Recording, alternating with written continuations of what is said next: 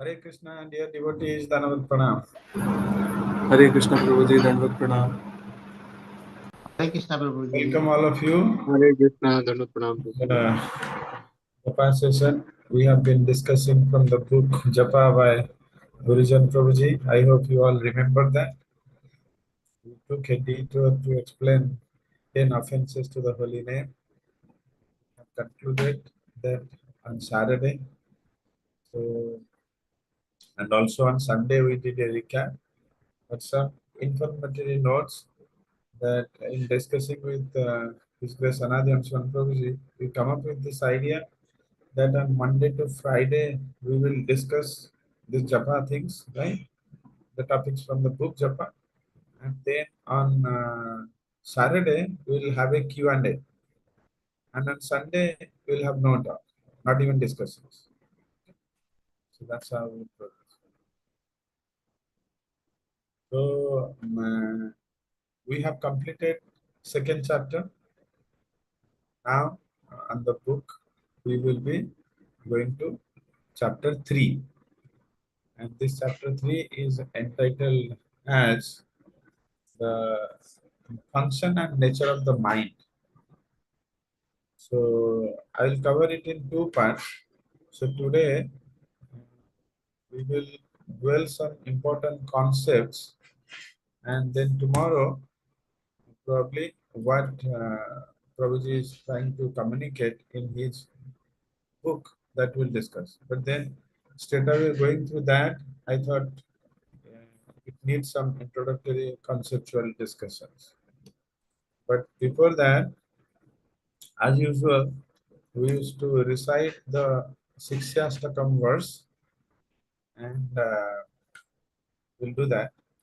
So one verse we will recite, and the plan is during the whole month of Kartik we'll do other Damodar Ashtakams, but until that time we should try to memorize the Sikshastakam. So now we have done it earlier, right?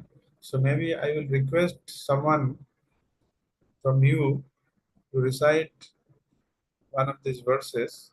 So let's begin with the first, and please volunteer yourself. You need not to ask permission, you just go ahead. Whoever feels inspired, and don't worry, we'll help you. Yes.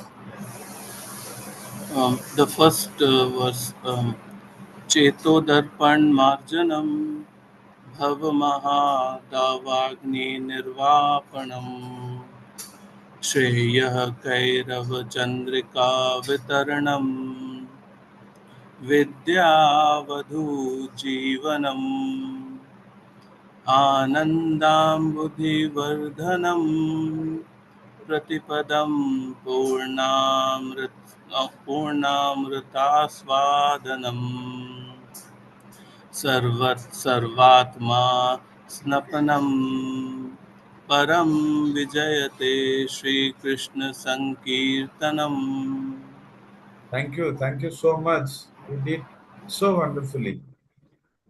So may I request Prabhuji to sing once again so that after you, rest all also will recite. Yeah, you have to recite the first line and stop, then rest all will recite. Okay? Yeah.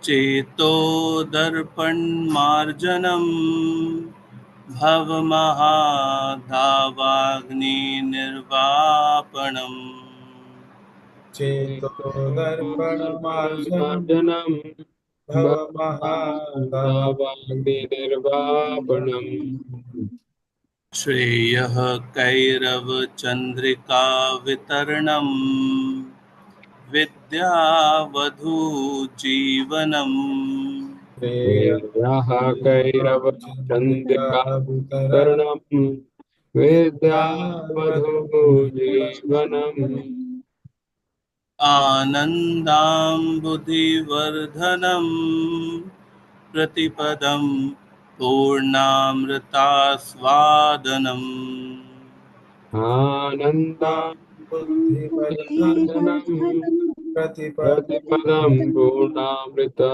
Sadhanam सर्वात्मा स्नपनं परं विजयते श्रीकृष्णसङ्कीर्तनम् सर्वात्मा स्नपनं परं विजयते Shrikrishna संकीर्तनम्. Very nice. Thank you. Rest all also should participate. That's how you can remember. Unless you recite, it's difficult to remember. Yes. The glory to Sri Krishna Sankirtan, which cleanses the heart of all the dust accumulated for years and extinguish the fire of conditional life, of repeated birth and death. This Sankirtan movement is the prime benediction for humanity at large because it spreads the rays of the benediction moon. It is the life of all transcendental knowledge. It increases the ocean of transcendental bliss and it enables us to fully taste the nectar for which we are always anxious. Constantly remind ourselves of the seven benedictions of holy name, then we will feel enthusiastic to chant. So now let's come to this third chapter. This third chapter, Prabhuji, Gurujan Prabhuji is describing about the nature of the mind and how it functions. Because mind plays an important role in deeper absorption of holy name. So that's the reason. Before offering a key, he wanted to first the reader be familiar with this. But then, when I was reading through this chapter, I thought that if I directly come and discuss this, probably it will be going over the head. So let's talk of something very preliminary concepts. But this chapter is a overview. These are all things discussed in this chapter. He will first discuss about mind and false ego, how Jiva takes false identity, and he uh, rejects its true identity of Krishna Das, Jivara Swarupa Nitar Krishna Das. Instead of that, he is identifying to the self, like Rishabh Prabhu, Anandan Swan Prabhu, Kapna Mataji, all that, right? And then not only that, extended, like, oh, son of so and so, wife and so, daughter of so and so, not like that. Oh, citizen of so and so, all these things, but not with Krishna. So those things we'll discuss. And then mind and intelligence, how do they function? Mind, intelligence, false ego. Then you will also see how they really bind to this material world in creating a delusion. And how yoga and mind control will help to come out of this delusion. So like that, these are the flow of the chapters. So now let's understand these important concepts from Patanjali Yoga Sutra. They tells that why someone is afflicted, because these deep emotions hijack us from certain things, let's say chanting of the holy name, and absorb us in something else. Uh, so this deep emotions does that. So those afflictions, uh, whether positive or negative, they are actually the same. But to understand it, let's start with the suffering. And later in this chapter, Gurujan Prabhuji will say that the suffering and happiness both are the same. The concepts is there, they are functioning. Okay. So the thing is that it started with there are five faculties: avidya, asmita, raga, dvesa, avinivesa. These five have to be understood. Avidya is like giving a false impressions, right? Like which is impure to be pure, which is full of misery to be blissful. eh? So these are like stored as vasanas, like whatever we do, whatever we engage with, they will have a impression stored in our central processing unit. So these are called vasanas, eh? And they basically does that to be mistaken. How? We'll understand it. And asmita is another faculty. So those things, it will bind to the self. Okay, about it's about you. You know, you are kind of now praised. You are now kind of insulted. All these things, binding these things to the self. And then raga is like all those favorable experiences, and dvesa is unfavorable experiences. Those favorable experiences, like which cause us happiness, right? A praise or appreciations, uh, all these things. Dvesa are like some suffering, uh, some insult, uh, all these things. And then avinivesha is another faculty which comes along with raga and dvesa. Basically, it exemplify that particular favorable things or unfavorable things by deep absorptions. Okay, making us absorb in that thought. So basically, these five faculties are afflicting us. Then let's take an example. How does it actually work?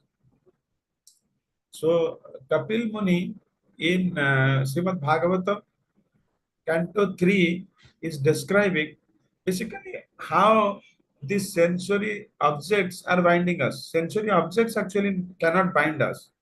It is basically the emotions which bind us. How does it do so? It tells that, okay, in the previous chapter, that material, that all these impressions, these vasanas, this is there. And this chitta, buddhi, mana, and false ego, basically they are the antakarana, or you can say that they are the subtle organs. They are the subtle organs, somewhere stored near to the heart. They are called antakaranas, and they have the access to all those impressions stored from our past deeds. Everything, all about those impressions. What was that impressions? Where from it come? And how did I feel? All of these are stored. It's like a memory, it's stored in this, in the form of vasanas. So chitta, buddhi, mana, and ahankara, there are the five subtle organs. So as soon as we see something, hear something, smell something, these are our through the indriyas, and then some triggers will generate in our central processing unit. Yeah. So that trigger, that awareness comes from the chitta. That's it. It just creates some awareness. Suppose, for example, familiar awareness. Like, for example, now you might be seeing that someone else is मेरे background में इधर उधर घूम रहा है, right? But my attention is not disturbed. Every day everything happening. सफाई वाली जो है अपना सब सफाई करते रहते. But if I see in the background my mother, let's say, now immediately I will pause and respond to her. Why? Okay, because it is not something usual, right? Oh, she stays in Bhubaneswar, right? So first of all, alert will happen. This alert will come from the chitta, and then next it will go to buddhi. Hey, what is this image? Who is she? Oh, you know, um, uh, did I have any relationship with her? Or all these things, all the informatory parts, that is the task of buddhi. It will have also the same access to these vasanas. It will search there and then immediately type, oh, she is your mother. She stays in Bhubaneswar. But how did she came here? She doesn't know how to fly. Okay, but all these things, will be retrieved from the this vasanas. Then the mana, basically will access the feelings part. The feelings part, like feeling of joy, feeling of sorrow, feeling of um, um, any kind of feelings, right? Are accessed by the mana. So my then as soon as, because Buddhi now tells that she is my mother, so immediately those feelings will arise. Oh, she is very lovable, she is very kind, she is very affectionate, the way she cares, all these things, feelings will arise. And also here the feelings of astonishment also will come. Okay, how could she reach here? Oh, so does she have any problems while coming here? All these things, this surprise, astonishment, and all these things also will be there. Then the false ego will bind all these emotions to all these feelings to the self and creates emotions.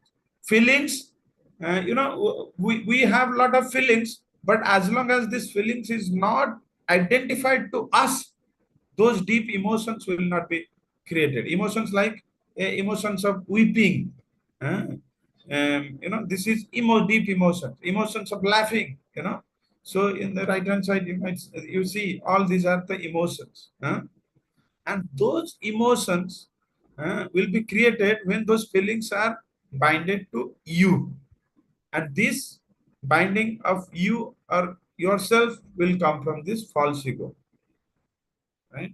So this is how they function. Whenever any such sensory objects you see, they bind. They create this emotion. Then you might be wondering, hey, why are you discussing all of these things? Huh? This is very important. Okay, why? Because we have, from our past lives, millions and millions and trillions of lifetime, we stored the vasanas. This cannot be altered. This cannot be changed. It is going to be there. But then this chitta, buddhi, mana, and ahankar, they go and access this. And when we see some sensory objects, it creates the material emotions and bind us. Imagine the same thing if they will come across certain objects and create spiritual emotions, then it will bind us to the spiritual world. When they create material emotions, they bind us to material world. If they create spiritual emotions, they will bind to spiritual world.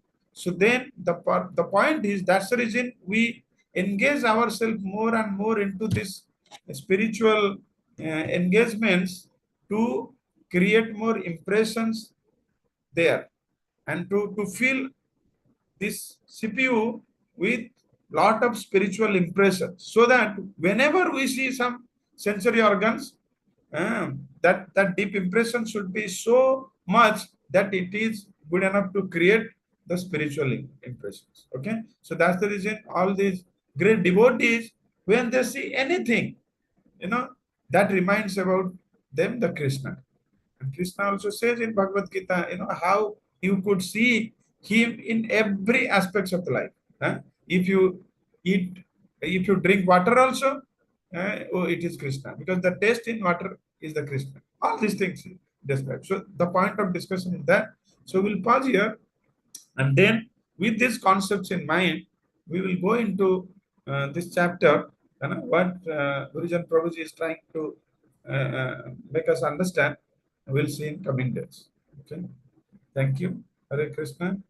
Dhanavad Pranam. Hare Krishna, Hare Guruji. Krishna. Thank you, Guruji. Let us chant. Jai Shri Krishna Chaitanya Prabhu Nityananda Sri Advaita Gadadhar Sivasari Gaurav. Hare Krishna, Hare Krishna, Krishna Krishna.